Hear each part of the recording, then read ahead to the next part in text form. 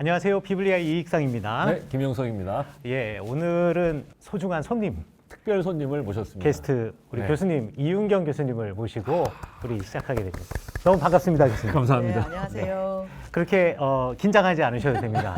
여기는 처음에 긴장하고 들어오지만 처음 일단 시작하고 나면 긴장이 완전히 풀려서 아주 재미있게, 그리고 저게 대본이 없어서 제가 보니까 교수님께서 정말 많이 준비해 주셨는데 네. 저희가 생각하는 대로 생각나는 대로 막 질문 대답을 하기 때문에 그 준비한 대로 안 되는 경우들이 많이 있습니다. 그냥 교수님 하고 싶은 얘기 막 하시면 되겠고 민감한 얘기가 나오거나 이거 사회적인 문제가 일으킬 만한 저희가 얘기가 막아드립니다. 나오거나 저희가 막아드립니다. 그러지 말고. 그래서 아무 얘기나 하시면 되겠습니다. 알겠습니다. 네, 우리 이윤경 교수님은 제가 개인적으로 아주 존경하는 교수님. 제가 대학원 다닐 때 사회사본을 가르쳐 주셨습니다. 전공이 사회사본이시잖아요. 네, 맞습니다. 네. 예. 그래서 사회사본 아마 우리나라에서 전공하신 분 몇 안 되실 것 같은데요. 그런 걸로 알고 있습니다. 네. 그래서 오. 지금은 이화여자대학교에서 구약을 가르치고 계시고 네. 지금도 제가 기억하고 있었던 게 제 기억으로는 그게 2009년인데 사회사본 수업을 너무 듣고 싶어가지고 그래서 제가 그 강의를 신청했다가 진짜 낭패를 보았던 게 1시간도 빠지지 않고 저기 숙제가 있었습니다. 그래서 그때마다 막 사본별로 이렇게 딱 세팅해 놓고요. 그거 다 읽고 정리하는 거였어요. 그래서 그때 제가 영월에서 목회를 할 때였는데 기차에서 오가면서 정리해가지고 계속 이렇게 카페였던가요? 거기다가 계속 업로드를 해가지고 그거 업로드 안 하면은 그 점수가 반영이 안 돼서 어떻게 좋은 점수 주셨나요? 성적은 제가 후한 편입니다. 네. 잘 받았다는 거 얘기하려고 그러는데 후한 편이다. 성적을 막 주고 있습니다. 네. 은혜를 받은 사람이야. 예, 그렇지. 은혜로만 들어가는. 근데 그렇게 힘들게 수업을 했으니까 그 점수 받을 만하다. 그리고 기억하실지 모르겠지만 그때 우리 교수님께서 저를 정리의 제왕으로 인정해 주셨습니다.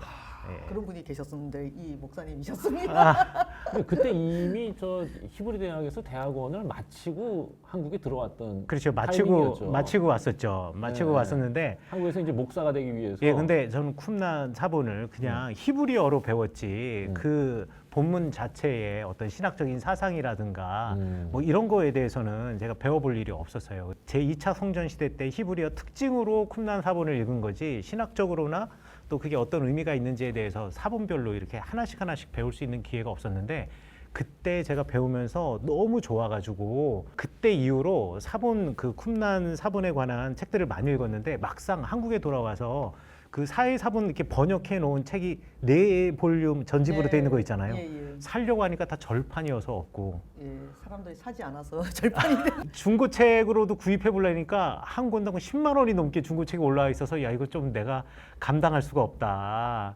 그래서 이런 거는 좀 출판사에서 은혜로 한 번쯤 이렇게 왜 요청하면은 왜 아마존 같은 데에서는 네. 프린트해 주는 거 있지 네. 않습니까? 그런 거 좀 해줬으면 좋겠는데 너무 아쉽습니다. 잠깐, 그 마이크가 없어. 마이크 안쪽에 들어가 있네. 네. 깜짝이야. 죄송합니다. 그래서 쿰란과 사회사본에 대해서 이제 새로운 눈을 뜨게 해주신 우리 교수님 전공이 그런데 사회사본 중에 어떤 것인가요? 저는 전공이 원QM이 이제 밀하마, 예. 전쟁 문서. 두루마리, 네. 전쟁 사본. 요즘이 전쟁 같은 시대인데 전쟁 사본이 재밌는 게 뭐가 있을까요? 전쟁 사본이 이제 굉장히 쿰란이 이스라엘에 가보시면 아시겠지만 이제 우리 교인들이 성지순례를 가시면 사해에 가서 이제 그 목욕을 하죠. 해수욕을 네네. 이렇게 한번 진흙 바르고 바르고 하시는데 그 건너편이 쿰란이거든요. 네. 이제 구경하고 이제 더워서 그 물에 들어가죠. 거기에 이제 가시면 그 사람들이 살았다고 하는 이제 그 장소가 이렇게 유적지로 사람들이 관광 입장료를 내고 들어가고 하시는데 거기에 살았던 굉장히 아주 협소한 곳에 살았던 사람들이 로마하고 전쟁을 꿈꾸는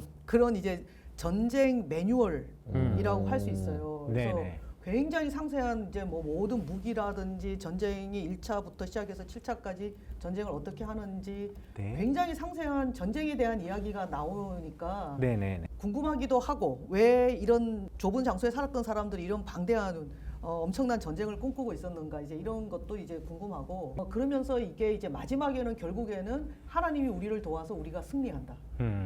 그런 종말론적인 희망사항, 네, 예루살렘으로 돌아가는 네. 그런 얘기가 나오기 때문에 제가 이제 보기에는 이 원QM이 다니엘과 요한계시록 사이에서 있는 묵시 문학의 아주 전형적인 것을 보여준다. 네. 그렇게 생각합니다. 그래서 아. 아무도 관심이 없을 수도 있겠지만 시간이 되시는 분은 한번 읽어보시면 재미있는 부분이 있다. 네. 예.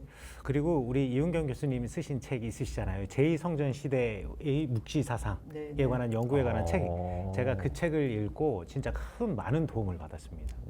그래가지고 다니엘서를 하면서 야, 이은경 교수님 모시면 정말 재밌게 우리가 들을 수 있겠다. 우리가 지난 시간에 제2차 성전 시대 때 하스몬 왕가의 역사에 대해서 저희가 했었습니다. 그러셨어요? 네, 네. 아직 제가 게을러서 업로드를 하지 못하고 있는데 아직 안 돼 있어요. 아직 안 돼 있어요. 아 이런 참. 아직 안 돼 있다는 걸 알고 그리고 있는 지금 또 당신도 이상한 거야. 새로운 영상을 지금 또 찍는 겁니까? 이런. 아니 1월달, 2월달이 교회에서 제일 힘든 맞아, 바쁜 맞아. 시즌이어서 바빠. 어떻게 할 수가 없는데 이제 순차적으로 이제 올라가려고 하는데 그 시대의 역사를 배경으로 해서 이 다니엘에 관한 이해를 우리 뭐라 그러죠? 우리 이 독자들이라 그래야 되나요? 구독자들에게 전해줄 수 있는 최고의 전문가를 모셨다라는 거에 대해서 제가 자부심을 가지고 우리 이은경 교수님을 소개합니다. 우리 이은경 교수님 제가 소개 중에 뭐 빠진 거 있을까요? 없습니다. 넘칩니다. 여러분들 더 자세한 거 공부하고 싶으시면 이화여자대학교에 등록하시면 기독교 학과, 신학대학원. 신학대학원 기독교 학과, 우리 이은경 교수님에 관한 또 책들이나 또 쓰신 책들 그리고 일반인에게도 오픈이 되어 있는데 구약학회에 가시면은 또 거기에 자료실에 이은경 교수님 올리신 제가 이은경 교수님 올리신 그 아티클이나 이런 거 빠짐없이 다 보거든요. 그러세요? 완전 팬이시네. 저 팬이에요. 네. 왜냐면 우리 교수님 강의를 듣는데 일단 시원해. 뭐 이렇게 우물쭈물하거나 이런 거 없이 그냥 시원하게 말씀을 해주셔서 제가 강의를 듣고 나서도 야, 속 시원하다 하는 강의가 몇 개 없습니다. 몇 개 없는데 그 중에 이은경 교수님 강의는 제가 이거는 뭐 강의 들어보신 분들은 다 그렇게 생각하시지 않을까 싶어요. 우리 페르시아 시대 때 조로아스터교와 네, 네. 그거에 관한 아티클 작년이었나요? 재작년이었나요? 재작년인가요? 예. 제가 읽으면서 고 시대에 대한 아티클 중에 이렇게 또 시원하게 써주신 분이 별로 없어요. 나중에 한번 찾아보시면 알겠습니다. 제가 한번 또 정리도 한번 해드리는 시간을 갖도록 하겠습니다. 네. 자, 그러면 이제 우리가 본격적으로 지난번에 광고한 것처럼 다니엘서에 대해서 저희가 배워보도록 하겠는데 사실 이 다니엘서는 알 듯 말 듯 그리고 읽어는 보았으나 이해할 수 없는 그리고 이해는 하는 것 같으나 이게 정말인지 의심스러운 애매한 애매합니다. 그리고 뭔가 설교를 하려 그러면 설교 어렵습니다. 산으로 가고 너무 어려워. 어떤 설교는 야 이게 진짜 이게 맞는 거야 안 맞는 거야 막 그래서 이단들이 제일 좋아하죠. 그렇죠. 네. 구약에서 이단들이 가장 애용하는 설교가 네, 다니엘이에요. 다니엘. 신약에서 이제 요한계시록. 에스겔, 다니엘, 그다음에 스가랴. 요거 아주 그냥 이단들의 필독도서. 그럼요. 예. 아무거나 붙일 수 있어요. 다 붙이면 다 되는. 그렇죠. 다니엘이 과연 그러면 정말 그렇게 읽으라고 쓴 책이냐? 우리가 묵시문학이라고 분류를 해놓기도 하는데 과연 다니엘이 그런 책이었던가? 우리 다니엘에 대해서 이번에 2시간에 걸쳐서 저희가 좀 이렇게 잘 궁금증이 좀 한번 풀리는 날이 될 것 같다 이런 생각입니다. 제가 말씀드렸죠. 속 네. 시원하게 풀릴 것 같아요. 예. 교수님, 근데 정말 궁금한 게 있는데 근데 제가 성경책을 읽으면서 다니엘을 읽으면서 야, 이게 진짜 이게 말이 되나 싶은 게 있는데 다니엘이요. 너무 오래 살았어요. 그렇습니다. 이거 센 거부터 나가네. 아니 저는 역사에 관심이 많아서 뭐를 읽더라도 역사와 좀 연결해서 좀 읽고 이해를 하려고 하려는데 이게 연표 같은 거를 만들어 보고 뭐 이러려 그러면 다니엘을 설명하려고 하는데 다니엘이 너무 오래 살았어요.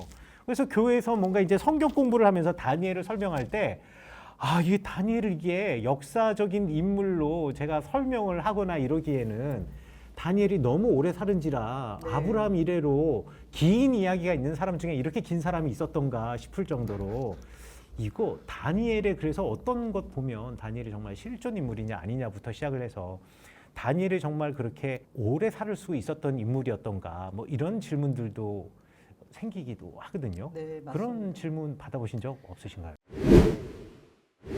그 사이에 잠깐 자리를 바꿨습니다.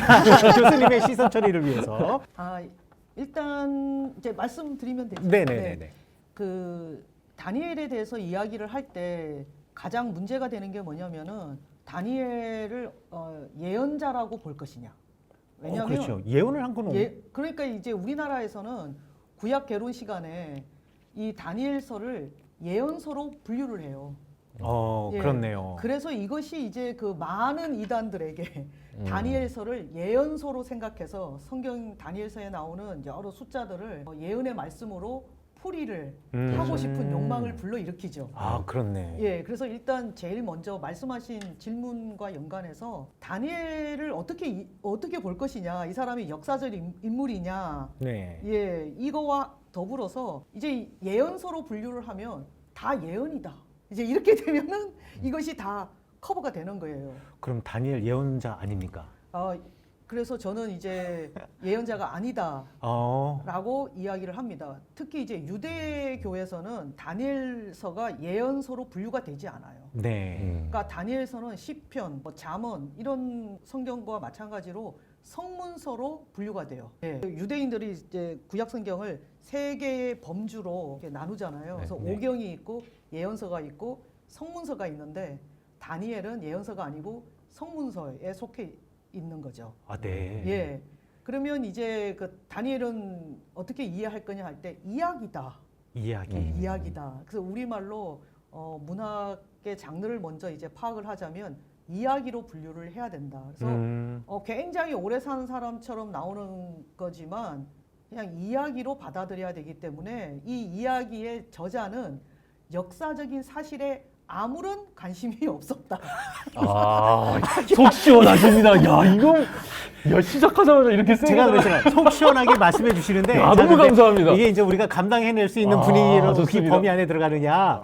예, 이제 제가 증명을 해드릴게요. 네네. 예, 이게 왜 그러냐면 이 다니엘서에 처음에 이제 1장 1절부터 보면은 네. 여호야김이 나와요. 그리고 여호야김, 느부갓네살이 그렇죠. 나와요. 네네. 그러면 이제 이 성경을 읽는 우리 독자들은 느부갓네살도 들어본 사람이고 네. 여호야김도 들어본 사람이니까 네. 이건 역사적 인물이고 그렇죠. 역사적 사실이다라고 네. 시작하고 들어가요. 네. 근데 다니엘 1장 1절을 읽으면 여호야김이 살아 있을 때에 네. 느부갓네살이 예루살렘을 포위했다고 나와요. 네. 이것이 역사적 사실이 아닙니다. 그래요? 예. 느부갓네살이 예루살렘을 포위한 거는 사실이지만 네. 언제 포위했냐면 여호야김의 아들 네. 여호야긴 시절에 포위를 해요. 아. 이것은 역사적 사실이에요. 그러니까 그러니까 이 책은 역사적인 디테일에 관심을 둔 책이 아니고 역사 소설인 거죠. 역사적인 사실들을 배경으로 해서 네네. 본인이 전달하고 싶은 이야기를 하고 싶어 하는 거예요. 네. 예. 그리고 이제 이것 말고도 여러 군데 나옵니다. 역사적 사실이 안 맞는 게. 예를 들면은 벨사살 네네. 이제 이런 이야기가 나오지 않습니까? 네네네. 예. 그 벨사살도 우리 다니엘서에 보면은 느부갓네살의 아들이라고 5장에 나와요. 네. 느부갓네살의 아들이 아니에요. 느부갓네살 아들은 나보니두스예요. 딴 사람이에요. 그럼 이 벨사살은 거기에 손자예요. 그러니까 전혀 그 족보가 맞지 않아요. 그러니까 디테일에 관심이 없어요. 그렇지만 느부갓네살이라는 사람도 있었고 벨사살이 그 집안 아들인 거는 맞아요. 네네. 그렇지만 아버지, 아들, 손자 이 정확도는 떨어진다는 거예요. 네. 그러니까 이게 역사서라고 이야기할 수는 없다는 거예요. 그렇죠. 그렇네요. 그러고 예. 보니까. 그러니까 우리가 소설을 쓰면 제가 이제 조선 시대를 배경으로 하는 소설을 하나 쓰면 세종대왕 시절을 배경으로 하면 세종 시절에 유명한 무슨 어떤 사건을 가지고 얘기를 하고 싶은데 사실은 그 나머지는 전부 다 소설인 거예요.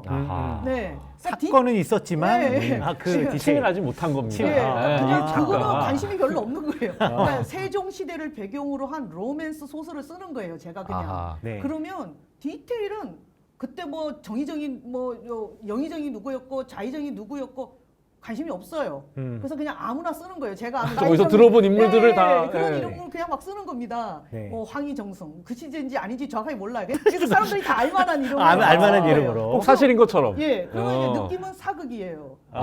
예, 그리고 사극 로맨스예요. 예. 그리고 다 들어본 인물들이에요. 그래서 사람들은 디테일 관심이 없어요. 소설인 걸 알고 있어요. 예. 예, 그러니까 여기에 이제 다니엘에는 보면은 그런 배경이 되는 여러 역사적 지표들이 정확도가 떨어집니다. 아. 떨어지는 게 아니고 오류예요. 그러면 이 저자는 왜 이렇게 하느냐? 이게 이 사람의 목표가 아니라는 거예요. 역사적인 디테일, 정확도를 전달해 주는 것이 이 저자의 관심사가 아니라는 거죠. 아, 여기서 이제 소설이란 말 요나하고 때문에 비슷해지는 겁니다. 이렇게 되면. 아, 요나도 그렇고 그렇죠. 네. 에스더서도 그렇고. 그렇죠. 이게 이제 근데 역사 이제 사실하고 잘 안 맞고. 성경을 이제 처음 접하는 사람이나 내지는 보수적으로 내지는 신앙적으로 접하는 사람에게 이제 소설이다라고 하면 이제 충격이 갈 수가 있는데 이제 문학적 장르로 봤을 때 이야기라는 그래서 어떻게든 이야기다라는 지금 후시딘을 표현으로 발라주려고 지금. 아, 우리도 살아야 되니까. 아, 좋습니다. 아, 예. 그렇네요. 그러면 역사적인 사실에 관심이 없으면 무언가 정말 관심하고 그렇죠. 있고자 하는 무언가가 핵심 디테일이 있을 텐데. 그걸 전달하기 위해서 다니엘이라고 하는 가상의 인물을 등장시키는 겁니까? 그렇죠. 네. 그러면 다니엘이 어떤 인물이냐면은 네. 이 사람은 기원전 14세기에 시리아 지금 아, 기원전 14세기. 14세기에 보면 다니엘이라는 인물이 그 우가린 문헌에도 아주 유명한 인물로 나와요. 히어로로, 영웅으로.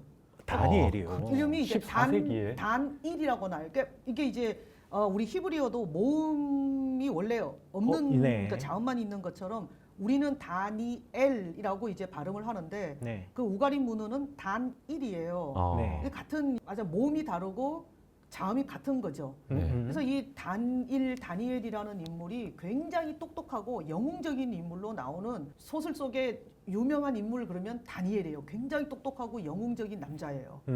예. 그리고 우리 에스겔에도 보면은 네. 이미 경건한 세 사람을 얘기할 때 노아와 다니엘과 욥이라고 나와요. 아, 저도 그게 궁금했어요. 아. 에스겔은 시대적으로 보면 다르죠. 다니엘보다 앞에 서 있는 앞에죠. 건데. 네. 그런데 이게 에스겔이 이미 알고 다니엘을 있어요. 알고 있어. 그렇죠. 그러니까 그거 물어보려고 그랬는데 예. 아, 예. 그러니까 말씀하신 것처럼 너무 재밌다. 에스겔이 굉장히 앞에 인물인데 어떻게 다니엘을 알고 있고 노아, 다니엘, 욥을 얘기한단 말이에요. 네네. 그러니까 다니엘은 이미 그 고대 근동 문화에서는 굉장히 유명한 인물인 거예요. 아. 그 시리아부터 시작해서 그 레반트 지역이라 그러죠. 네네. 페니키아, 시리아, 레바논, 우리 이스라엘 여기까지가 다 이 레반트 지역에서는 아주 우리 같으면 이제 당군 신화에 나오는 모처럼 굉장히 유명한 영웅적 인물인 거예요. 그러니까 에스겔에도 경건한 사람을 얘기할 때 대표적인 인물로 다니엘이 등장하는 거예요. 네. 그래서 이 시대에 이미 유명한 인물이 이제 그런 인물을 이 저자가 가지고 들어오는 거죠. 이름만 차용해서. 그렇죠. 이제 이 역사적인 가장 힘든 시대, 바벨론 포로기, 네. 느부갓네살 왕부터 시작하면서 그 시대를 이제 거치면서 페르시아, 이 헬라 시대까지를 얘기를 해 나가고 싶은 게 이 저자의 목적이죠. 아니, 잠깐만요. 바벨론 시대, 그리고 페르시아 시대, 헬라 시대까지라고 하면 이게 시대적으로 이게 커버하는 범위가 어마어마한데. 그렇죠. 아, 그래서 다니엘이 오래 사는 거군요. 400년을 커버하죠. 아브라함 이래로 이렇게 산 사람이 그러니까 없어. 그 전에 산 아, 사람이 이게 뭐 있는데. 400년 수준이 아니라 기원전 14세기부터 시작하면 네. 거의 뭐 1000년을 이 우리 성경에 있는 다니엘서 자체가 400년을 배경으로 하고 있어요. 그러니까 네. 아무리 다니엘이 오래 살았다 하더라도 400년을 살기에는 너무 힘들어요. 그렇죠. 그러면 이거는 이제 성경이 이야기하고 싶은 의도가 있다는 거죠. 그러니까 역사를 전달하고 싶은 것도 아니고 다니엘이라는 인물을 얘기하고 싶은 것도 아니고 네. 이런 여러 시대를 거치면서 굉장히 똑똑한 인물 내세우면서 뭘 얘기하고 싶었느냐. 궁금해집니다. 그렇죠. 그러면 이제 뭐 이렇게 질문상으로 뭐 저희가 준비된 거는 없지만 시대적으로 그렇게 긴 시대를 했다고 한다면 적어도 다니엘이라고 하는 이 두루마리가 기록이 되어진 것이 페르시아 시대 이후 헬라 시대에 들어와서 기록이 되어졌을 확률이 높다라는 그렇죠. 것인데 대부분 다니엘이 기록된 시기를 대략 어느 정도라고 생각을 하나요?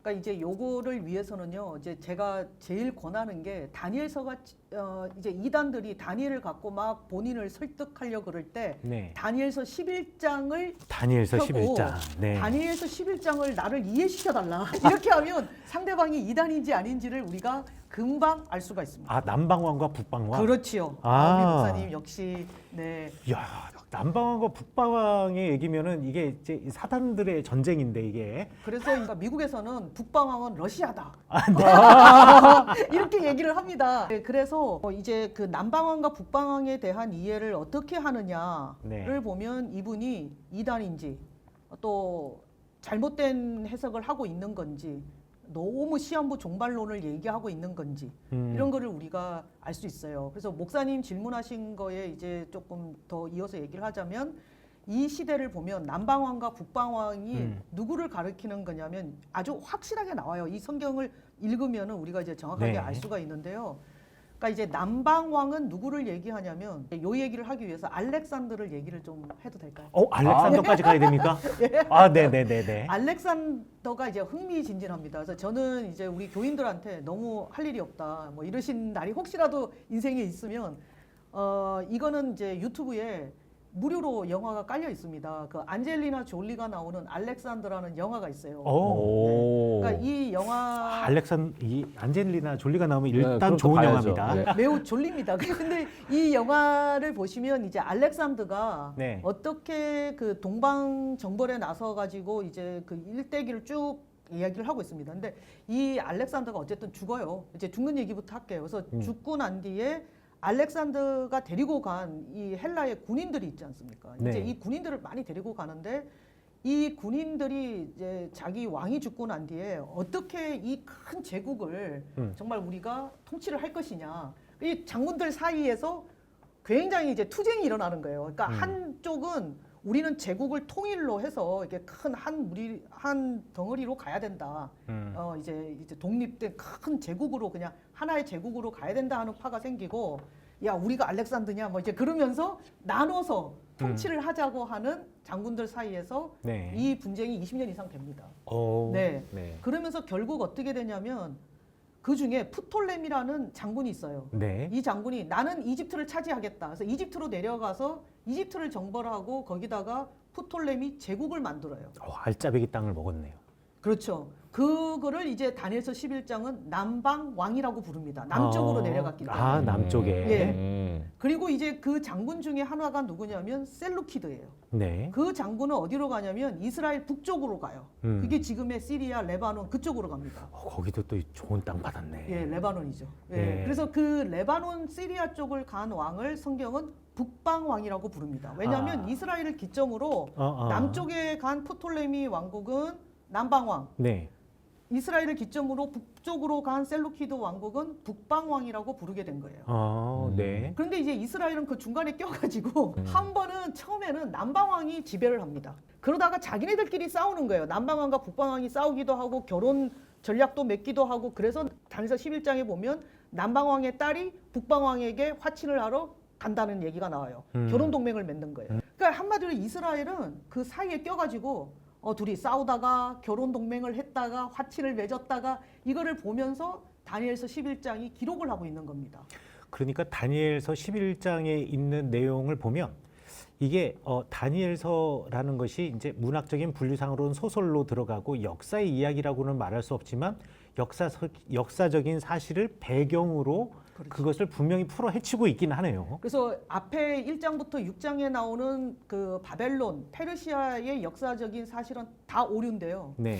그 다음에 나오는 다라고 그러니까. 너무 속정하고. 그런데 이제 그 뒷부분 네. 헬라 시대는 매우 정확합니다. 아. 본인이 살고 있는 시대이기 때문에 아. 굉장히 정확한 거예요. 예, 예. 그래서 그 정확도를 보여주는 게 다니엘서 11장입니다. 아까 제가 말씀드린 거에 처음에 너무 과하게 말한 것 같아요. 그러니까 다 오류다 이렇게 말할 수 없고요. 앞에 바벨론 시대, 페르시아 시대는 이 저자의 시대로부터는 굉장히 오래전 얘기예요. 네네. 그렇기 때문에 그 유명한 사람들의 인물만 차용을 하고 있어요. 느부갓네살, 벨사살, 다리오 왕 이제 차용을 해서 그 이름들이 등장하지만 역사적인 사실 관계에 대해서 굉장히 정확도가 있는 거는 헬라 시대예요. 예, 여기에 대해서는 굉장히 정확한 거죠. 그러니까 자기 시대의 역사는 정확하게 알고 있기 때문에 또 자기 시대의 역사를 그대로 반영하고 있기 때문에 그 시대를 배경으로 한다면 다니엘서는 헬라 라고 할 수 있습니다. 시대라고 말할 수가 있다라는 네. 것이요. 그럼 야. 굳이 왜 페르시아부터 시작을 할까요?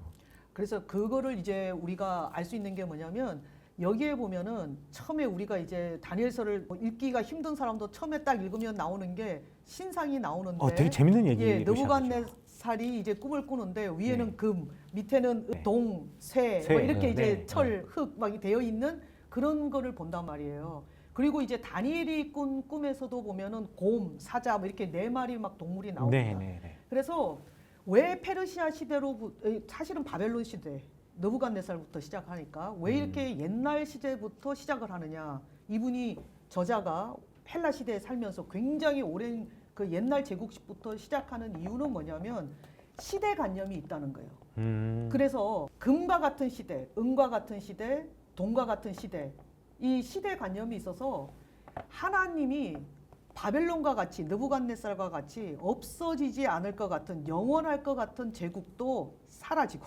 페르시아 제국도 정말 위대한 제국이거든요. 사실은 페르시아 그렇죠. 제국. 네.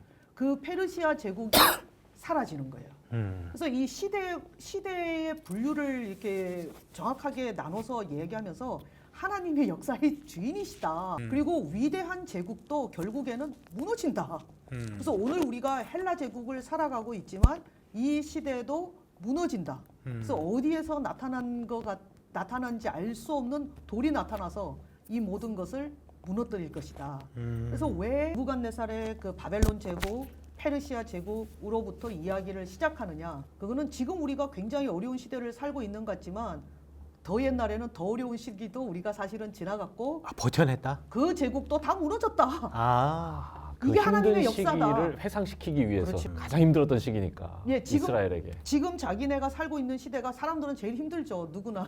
네. 그렇죠. 예. 그런데 그 위대한 제국들도 사라졌고 그 이름이 다 어디에 가 있느냐. 이게 하나님의 역사다.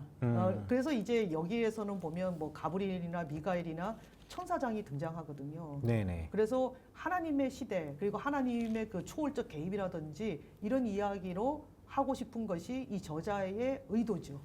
그래서 옛날 제국부터 이야기를 시작하는 겁니다. 아니 이렇게 속 시원하게 시작하셨다가 이렇게 은혜롭게 마무리를 지어주시면 네. 은혜의 책입니다, 이 책이. 원래 은혜는 김영성 목사 담당인데 야, 이거 지금 너무 지금 좋은 가슴이 질문을 해주셔서 또 은혜의 말씀이 나옵니다. 가슴이 뜨거워집니다. 그렇네요. 아. 그러면 이건 그냥 뭐 제 추측인데 여기 그 11장에 보면 남방왕과 북방왕과의 어떤 그 대결 구도라든가 네. 서로 이런 이야기를 하면서 이제 남방왕이 마치 이렇게 주도권을 붙잡을 것 같은 이야기도 나오고 이렇다고 한다면 이런 역사를 배경으로 해가지고 대략 요때가 어느 시대일 것이다, 뭐 몇 년 전후일 것이다 이렇게 추측할 수도 있나요? 정확하게 나옵니다. 왜냐하면 이게 이제 예, 정확하게 나옵니다. 특히 이제 그 다니엘서 11장은요 주석서를 그냥 아주 얇은 주석서라도 읽으시면 다니엘서 11장은 이게 프톨레미의 어느 시대 왕인지를 다 정확하게 알려줘요. 그리고 프톨레미 왕국은 그 연표가 다 정확하게 나오기 때문에 네. 그러니까 정확하게 이게 이제 대략 240년 기원전 그러니까 네네. 기원전 3세기 중반 네. 이야기부터 시작을 합니다. 아. 이 다니엘서 11장이. 네. 그래서 지금 본인이 살고 있는 시대는 언제냐면은 북방왕 중에 안티오쿠스 에피파네스 4세. 네네. 예, 이 시대가 나오는 게 이제 그 성경에 보면은 계속해서 얘기하는 못된 뿔. 자, 뭐 이렇게 나오면서 그 가장 강한 뿔이 나와서 다 받아서 다 쳐 죽인다는 얘기가 나오는 그 뭐 순염소와 순양이 싸운다든지 그 순염소에서 뿔이 나와가지고 네네네네. 다친다든지 이런 얘기가 바로 북방왕의 그 안티오쿠스 에피파네스 네네. 얘기입니다. 그래서 요 얘기가 이어지는 게 아까 말씀하시는 그 하스몬 왕조로 이어지는 거예요. 네. 그래서 하스몬 왕조가 나오게 되는 배경이 바로 안티오쿠스 에피파네스예요. 네. 네. 야, 지금 이거 들으시는 분 중에 다니엘서에 대해서 읽으면서 약간 당황하실 분들이 계실 수도 있겠지만 이거는 뭐 누구나 다 동의하는 사실이니까 이걸 뭐 아니라고 말할 수도 없고 그리고 뭐 교수님께서 너무나 깔끔하게 이야기를 정리해 주셔서 뭐 이 정도는 들으시면은 네. 마음은 어떨지 모르겠으나 아닙니다. 매우 은혜가 됩니다. 매우 은혜가 네. 되죠. 제가 예. 은혜 받으면 은혜 받은 거예요. 자, 그러면 이제 어찌 보면 인트로덕터리한 이야기가 끝나니 이제 다니엘서 1장부터의 내용을 한번 슬쩍 이야기를 해보려고 하는데 제가 다니엘서를 읽으면서 한 가지 좀 궁금한 게 있었던 게 뭐냐면 다니엘 선인데 어찌 보면 이게 주인공이 다니엘 같기도 하고 전반부에는 다니엘의 세 친구들이 주인공 같기도 하고 도대체 누가 주인공일까? 아니면 예를 들어 다니엘의 세 친구 이야기는 따로 있었는데 이 따로 있었던 다니엘의 세 친구 이야기가 다니엘서에 쑥 들어온 건가? 아니면 둘이 원래 친구가 아니었는데 친구 삼아준 건가? 이게 다니엘의 세 친구의 이야기가 여기에 있는데 이 다니엘이 세 친구 이야기가 또 여기만 나오고 뒤에는 안 나오잖아요. 네. 왜 세 친구 이야기가 갑자기 불쑥 나올까요? 그러니까 일단 제가 이제 조금 말씀드리고 싶은 거는 이제 우리가 다니엘서를 읽을 때는 앞에 6장 네. 외국의 그 이방 왕들이 꿈을 꾸고 아니면 환상을 보고 그 네. 얘기입니다. 그래서 마치 다니엘과 세 친구는 그 일을 당하는 음. 그 유대인 포로 네네. 사람들을 대변하는 음. 이 일을 목격하는 네네. 이제 그 사람들로 이제 말하자면은 오히려 구경꾼 아니면 증인 네. 이제 이런 이야기로 이제 세팅이 돼 있고 이 이야기에 이제 그 꿈과 환상을 보거나 이제 하는 사람들은 전부 다 이방의 왕들이에요. 오, 그렇네요. 예. 네. 그래서 이 전반부를 이 영상을 들으시거나 보시는 분들은 다니엘서를 읽으실 때는 저는 이제 조금 조직적으로 6장을 앞에 거를 먼저 읽으시라. 이방 왕들의 꿈과 환상 부분을 읽으시면 네. 다니엘과 세 친구 이야기가 나오죠. 그래서 다니엘과 세 친구에 대한 이야기들을 외경에 가면은 가톨릭 성경 버전에는 따로 부록편이 있어요. 아. 예. 그래서 이분들의 뭐 기도라든지 이제 이런 것들에 대해서 이야기하는 게 있는데 우리 네. 성경에서는 개신교 성경에서는 그러면 이 분들의 역할이 뭐냐 우리가 정경적으로 이야기했을 때 네네. 포로들을 대변한다고 저는 이야기합니다. 아, 포로를 예. 대변한다. 그래서 이 이야기 앞에 6장은 뭘 얘기를 하고 싶어 하느냐가 지금 이제 한 장씩 이렇게 얘기를 하신다고 하는데 공통된 테마가 있어요. 네. 그 다니엘과 세 친구들을 통해 가지고 너희들은 어떻게 살아야 된다. 어떻게 이방인들의 살아야 된다. 통치하에서 이 이 얘기를 하고 싶어 해요. 아. 네. 그래서 가장 아주 구체적인 거를 얘기하고 싶어 하는 거죠. 그러면 1장에서 이제 소년들을 불러놓고 한 이야기 이제 요 사건 다니엘과 세 친구의 사건을 보면 여기 뭐 4절에 보니까 소년들을 데려오게 하고 그들에게 갈대아 사람의 학문과 언어를 가르치게 하였고 왕이 지정하여 그들에게 왕의 음식과 그가 마시는 포도주에서 날마다 쓸 것을 주어서 3년을 기르게 하였으니 그 후에 그들은 왕 앞에 서게 될 것이더라. 이렇게 이제 선포를 하고 이것은 이제 주는 음식을 먹지 않는 이야기가 네. 그 다음에 나오는 건데 그렇다면 거기서 뭐 먹지 말라라는 얘기를 하고 싶은 건가요? 이게 이제 포인트입니다. 그래서 이제 1장에서는 다니엘과 세 친구를 그 우리가 이제 대표로 해서 네. 포로인들에게 뭘 얘기하고 싶으냐?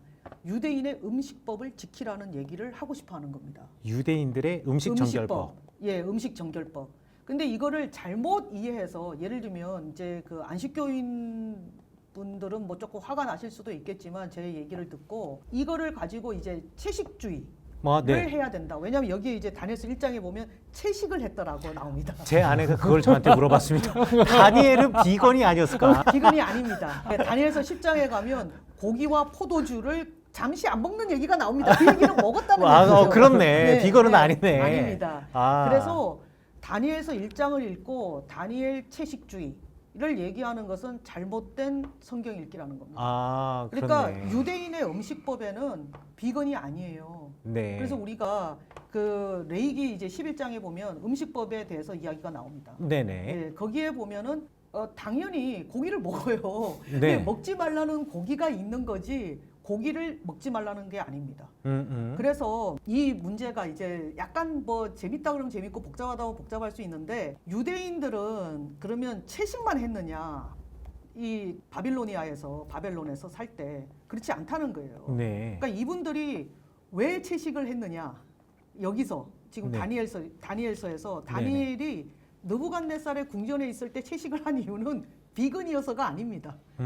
유대인들은 다니엘서 이제 우리가 레위기를 읽어보면 고기는 정해진 법에 따라서 이 도살을 해야 돼요. 그렇죠. 도살법이 있어요. 네. 그거를 쉐키다라고 얘기합니다. 네네. 이 도살법이에요. 네네. 도살법.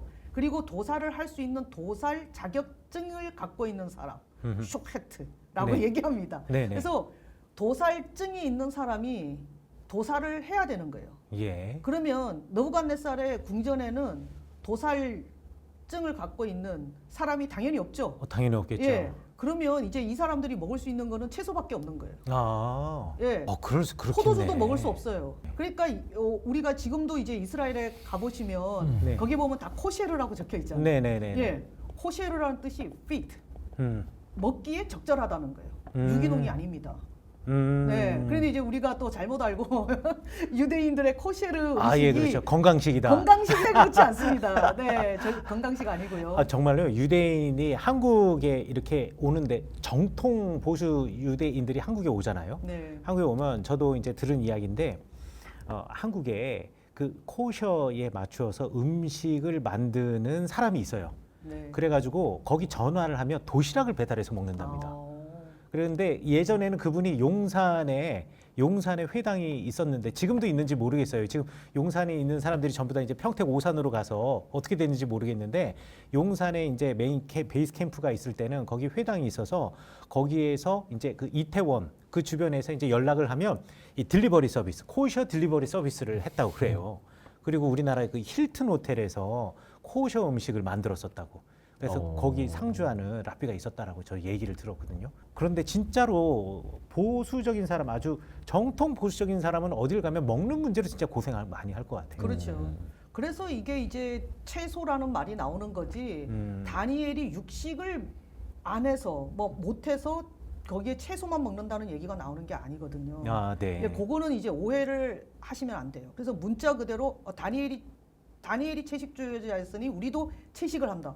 그거는 성경의 일부분 다니엘의 음식을 어느 특수한 상황에서 일어났던 일을 그건 레이기에서는 육식을 허용하는데 이거는 이제 부딪히는 거죠. 그 그렇죠. 안에서. 예. 예, 그래서 이거는 그냥 본인이 나는 그냥 비건이다. 이거는 가능한 얘기입니다. 그런데 비건이 아닌 사람을 너는 비건을 하라든지 이렇게 강요할 수는 없다는. 그래서 다니엘서 1장에서 하고 싶은 이야기는 유대인의 음식법을 지키라는 얘기를 하고 싶은 거지 비건을 하라는 얘기를 하는 것이 아니라는 겁니다. 이 얘기가 그런데 그 바벨론 시기가 아니라 지금 아주 후대인 헬라 시대의 유대인들에게 쓰여지는 거잖아요. 그렇죠. 네. 그러니까 그렇다면은 그 이방의 헬라의 문화 속에서 유대인으로서의 이제 정체성을 지키는 것, 지키는 거죠. 아, 네. 그거에 대해서 강조하려고 하는 메시지다. 그게 왜 그러면 그 얘기가 강조가 됐느냐? 유대인의 음식법이 강조된 이유가 뭐냐면은요. 그 아까 문제가 된 안티오쿠스 에피파네스가 돼지고기를 먹게 하는 거예요. 네네. 네, 그래서 이 돼지고기가 문제가 된 거예요. 그러니까 이제 일부의 사람들은 그냥 돼지고기를 식용을 하게 되는 겁니다. 왜냐하면 먹게 하니까. 맛있잖아요. 또. 최고지. 아니 믿음과 소망과 사랑 중에 그 중에 제일은 사랑인 것처럼 소고기, 양고기, 돼지고기 중에 최고는 돼지고기야. 돼지고기인 것 같아요. 동의합니다. 그래서 이제 그 지금 목사님 질문하신 것처럼 왜 음식법을 첫 번째로 내세우느냐. 이것이 강요가 안 당할 때는요. 이런 거를 굳이 지키라고 할 이유가 없어요. 그렇죠. 야, 남이 강요 안 하는데 나한테 이게- 돼지 먹으란 소리를 안 하는데 우리는 음식법을 지켜야 돼. 이렇게 어떤 책에서 이야기할 필요가 없어요. 근데 우리가 이런 거를 정말 돼지를 먹어야 되느냐 말아야 되느냐가 내 목숨을 내놓아야 되는 상황이 됐을 때 어떻게 해야 되느냐. 이거를 이야기하기 위해서 이 다니엘서가 쓰여진 겁니다. 그래서 안 먹고 죽어야 된다는 거예요. 채식해라. 예. 얘네들 채식했다. 예. 그러니까 이제 그렇게 아예 이런- 대상을 바꿔버린 거네요. 네, 그래서 이게 기가 음식법이 막히다. 절체절명의 정말 그 주제가 되었을 때 이 사람들의 예. 그때 이 사람들이 내세운 첫 번째 너희들이 이런 제국의 피식민지인으로 살 때 어떻게 살아야 되느냐. 우리가 어떤 시대에 살더라도 우리는 유대인의 정체성을 얘기하는 1번은 우리의 음식법을 지켜야 된다는 거예요. 음식 정결법을 레이기에 나와 있는 정결법을 지켜야 된다. 목숨을 내놓고.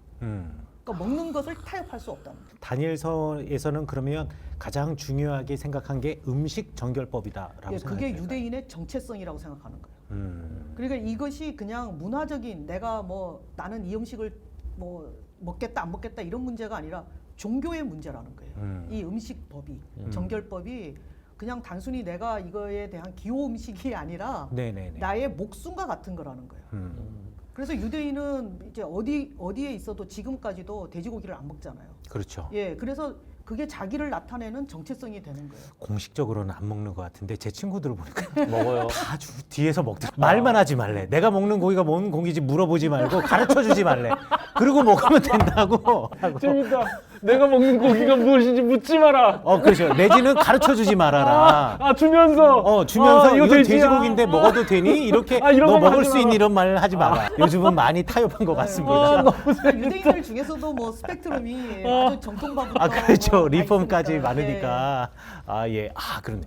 그런데 이런 신앙적인 어떤 신앙생활 때문에 핍박이라 그래야 될까요? 아니면 불편을 겪은 예는 사실 다니엘서에서 이 음식에 관한 문제 말고도 또 있는 것 같아요. 기도하는 문제 있잖아요. 그렇죠. 네. 기도하는 것도 기도하지 못하게, 신에게 기도하지 못하게. 여기 보시면 이제 나오는 게 그 금신상을 만들어 놓고 그렇죠. 금신상한테만 절을 하라. 네. 그 다음에 또 뭐 6장에 보면은 30일 동안 왕이 내린 금령을 내려서 왕에게만 강구하라. 네네. 그러니까 이제 왕이 만든 금 신상에다가 요즘에 이제 금값이 엄청 올랐는데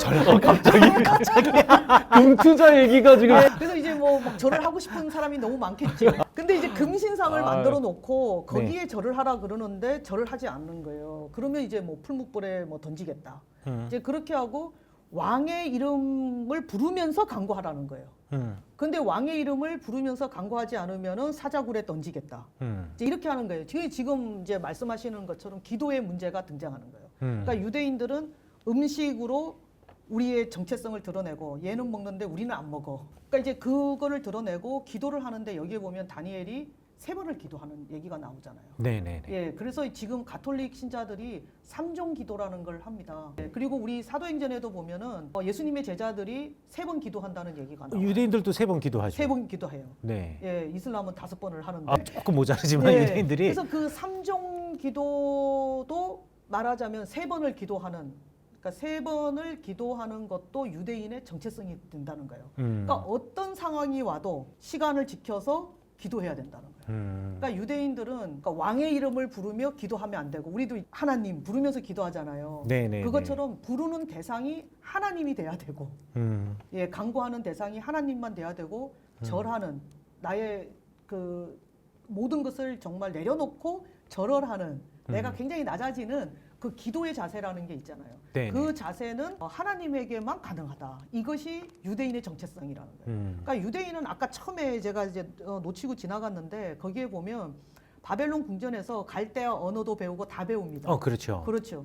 그러니까 우리는 이제 생각하면은 일본 말도 안 배우고 창씨 개명도 안 해야지 독립군 이렇게 생각을 하는데 다 창씨 개명했네. 그러고 보니까. 다 창씨 개명하는 거예요. 예. 예. 그러면 이 사람들은 그러면 뭐냐면 문화적인 것은 다 타협하라는 거예요. 창씨 개명도 하고 이제 이거 공인해 주는 겁니까? 그렇죠. 그래서 외국어도 배우고 그 나라에 살면 그 나라 언어를 배우라는 거예요. 그 나라 교육기관에 들어가서 교육도 배우고 그 왕실에 가서 공무원을 하는 거잖아요. 높은 관리가 되는 거는. 네. 그러니까 그 나라에 가서 네가 어느 나라에 살든지 그 나라 언어를 배우고 이름도 바꿔야 되면은 그 나라 스타일로 이름도 창씨 개명하고 거기 교육기관에 가고 그 나라 왕을 위해서도 일을 하고 문화적인 거, 교육적인 거, 사회적인 거는 다 타협하라는 거예요. 그런데 타협하지 않아야 되는 것을 얘기하는 것이 뭐냐면 종교적인 타협은 하면 안 된다는 거예요. 그래서 먹는 거 타협하면 안 되고 네. 3종 기도는 반드시 해야 된다. 이거 외에는 다 타협하라는 거예요. 이게 약간 이제 충격적인 게 우리는 이제 그리스도인의 뭐 정체성 이런 것 그렇죠. 이야기하면서 거의 교회 바깥의 것과 교회의 것을 그냥 철벽 차단을 하고 바깥의 것의 문화를 교회 안으로 끌어들이는 것을 일종의 좀 비굴한 타협 내지는 신앙을 포기하는 타협이라고 생각을 하는데 유대인들은 오히려 문화적인 것에 대해서는 그 안에서 그냥 그렇게 함께 살아가라 그렇죠. 라고 이야기를 한다. 야, 이거는 아마 유대인들에 대한 아주 막연한 환상을 가지고 있는 사람들에게는 약간 충격적일 수도 있겠다. 우리 다 나오잖아요. 창씨 개명 다 하잖아요. 지금. 그렇네요. 네, 그리고 왕을 위해서 굉장히 일을 하고 왕을 위해서 굉장히 도와주고. 그렇죠. 네, 그래서 할 수 있으면 그냥 이인자도 되고 그 네. 왕을 그 나라를 위해서 좋은 일 하고 살으라는 거예요. 그런 것 같아요. 다니엘도 그랬죠. 에스라도 그랬죠. 느헤미야도 다 관료였죠. 뭐 요셉도, 에스더는 왕비였죠. 예. 뭐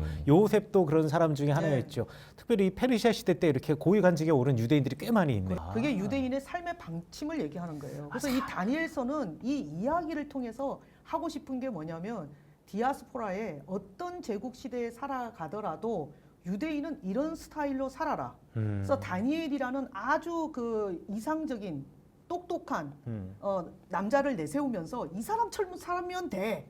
라는 것을 알려주는 겁니다. 모범을 보여주는 하필 거예요. 그 모범의 이름이 다니엘이네. 다니엘인 거예요. 왜냐하면 기다. 아주 그래. 이름 세팅이 중에 어마어마하다. 제일 좋은 이름은 다니엘인 거예요. 다니엘이죠. 최고야. 아니 게다가 그 이름이 다니엘이라 그러면 하나님이 판단하시는 그렇죠. 거니까 하나님이 그렇게 판단하시고 그렇게 허용하신다라는 얘기가 되는 야. 거니까 정말 그렇네. 그래서 이거를 이제 교회 안에서 말씀을 전달하면은 우리가 네. 사회 안에서 굉장히 훌륭한 시민으로 살아가야 된다는 거예요. 네. 예. 그러면서 내가 갖고 있는 종교적인 것을 어디까지 타협하고 어디까지 타협하지 않을 것인가. 네. 근데 굉장히 작다 그러면 작은 건데 굉장히 중요한 거를 얘기하는 거예요. 먹는 거를 타협하지 마라.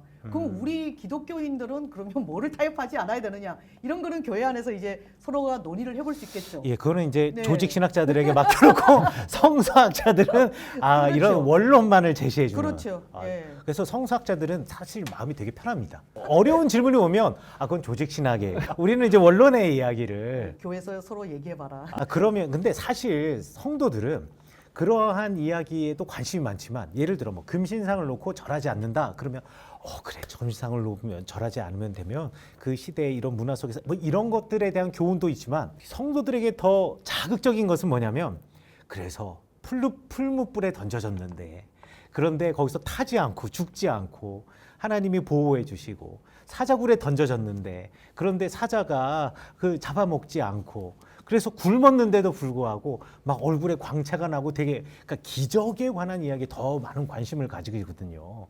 그러다 보니 다니엘서가 그냥 묵시문학으로서 내지는 좀 뭔가 신비한 이야기나 뭐 이런 기적의 이야기 이런 이야기로 더 많이 다가오는 것 같은데 오히려 메시지는 그게 아니라 삶의 방식이라는 게 새로운 접근이 아닌가 우리 성도들에게는 저는 그렇게 생각을 해요. 저기 다니엘서 설교해봤어요? 설교는 다 불타지 않는 얘기. 그렇지. 설교. 그럼요. 목사님 설교에서 기도하고 그럼. 불타지 않는 얘기. 뒤에 가서 북방은 낭방은 할 수도 없는 거고. 그렇지. 그거는 내가 들어본 적이 없고. 없어 못해.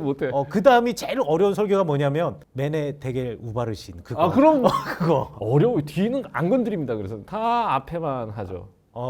그게 이게 제대로 된 이 다니엘서가 전달하고자 하는 이 메시지를 우리가 온전히 그러니까 소화하지 기적에 못하는 관한 것이 부분은 아닌가. 굳이 왜 들어갔을까요? 그러면 그러니까 지금 이 앞부분은요.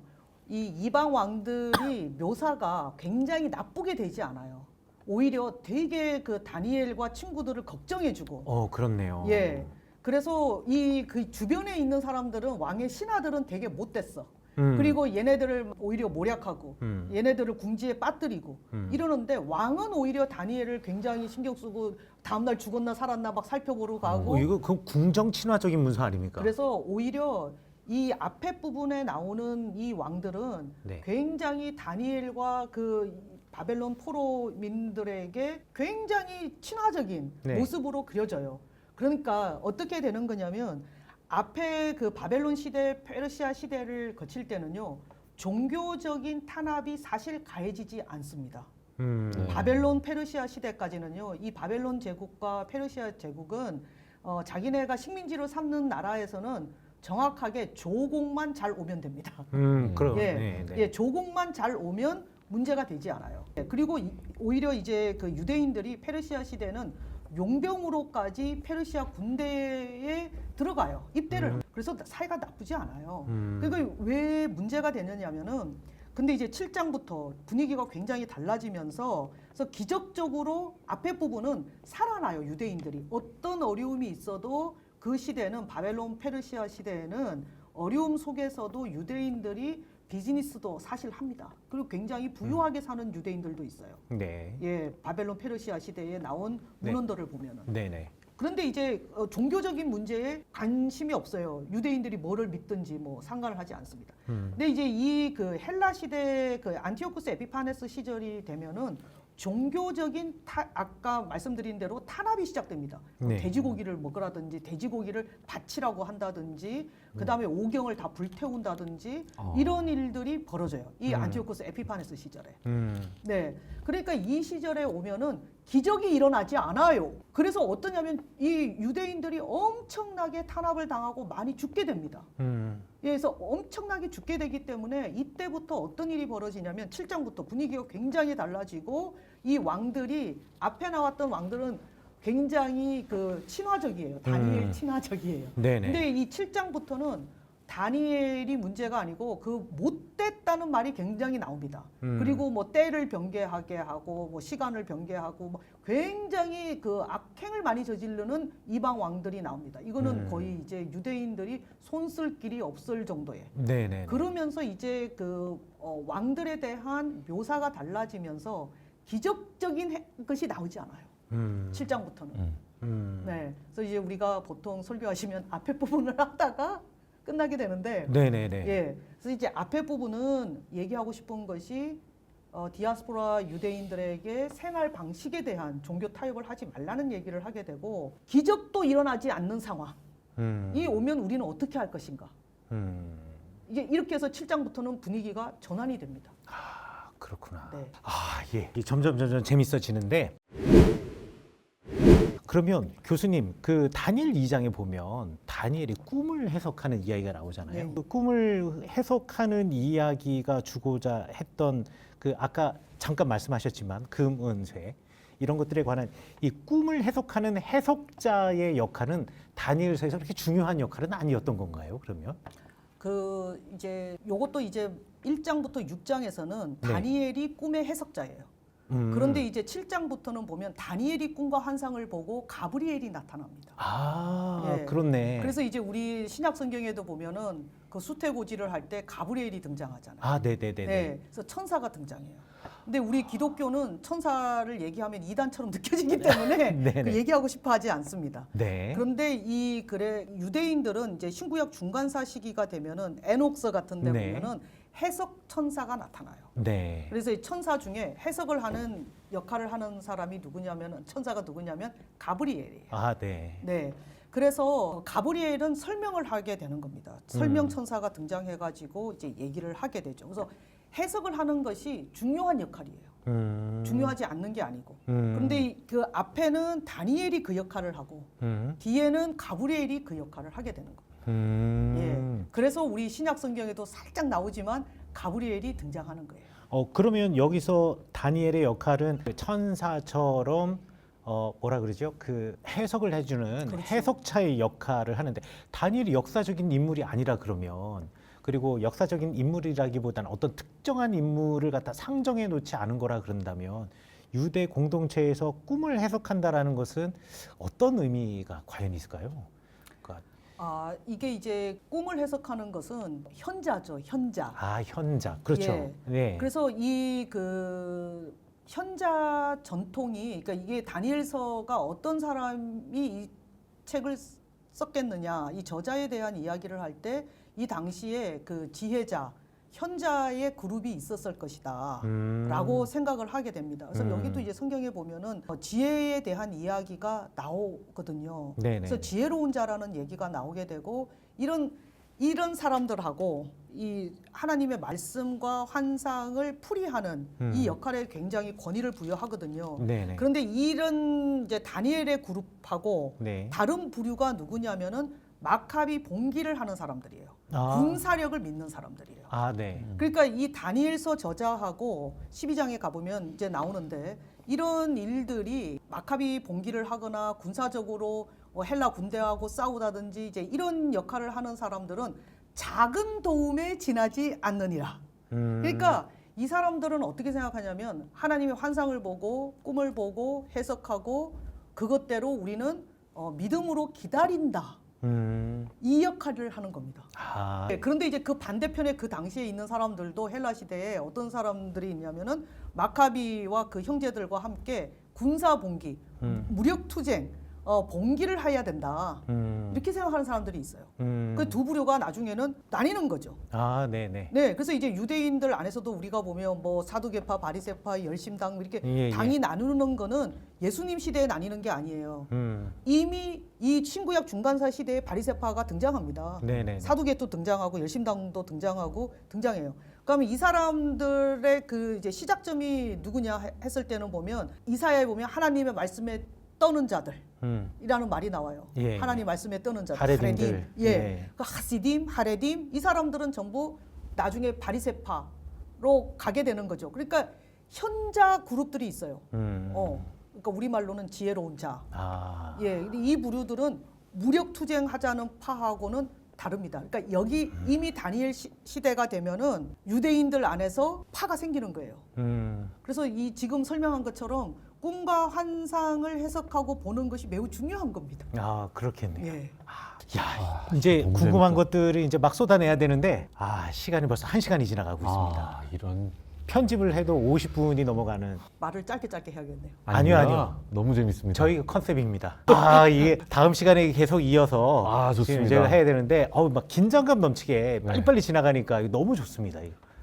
그리고 깨끗해지는 것 같아요. 맞아. 애둘러 설명해주지 않고 예. 그냥 시원하게 말씀해 주시니까. 예, 깨끗하게. 네, 모든 의문이나 궁금한 거, 답답했던 것들이 그냥 속 후련하게 그냥 다 해결되는 느낌. 네. 저 다음 시간에 질문할 거 되게 많습니다. 그러면 오늘은 여기까지 하고 우리 다음 시간에 우리 또 만나도록 하겠습니다. 네. 네, 그럼 다음 시간에 뵙겠습니다. 네, 감사합니다. 감사합니다. 감사합니다. 네, 안녕하세요. 비블리아의 이익상입니다. 이익상에게 성경 배우는 김영석입니다. 대타로 투입된 이주입니다. 여기도 보시면은 나시린 교리가 나와 있어요. 이 여인이 신경 쓰지 마라. 이런 언제나 다 볼 수 있는 그런 한조 같은 자기 반성은 매우 훌륭한 거 아닙니까?